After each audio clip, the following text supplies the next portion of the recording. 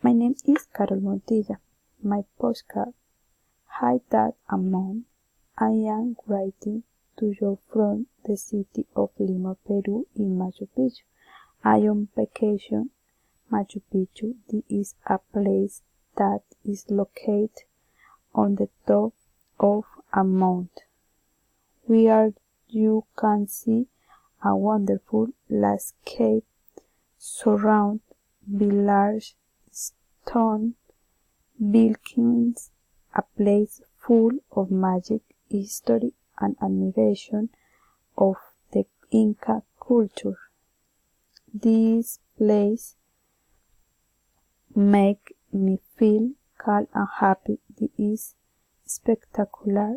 This is wonderful. This is unique. This is a huge place. I am like building the antiquity, the beautiful view that the place has. I am did not like the wonder. This is very warm. This is time to walk in comfortable shoes to walk well. That's why that's one of the 7 wonders of the world. Cordially, thank you.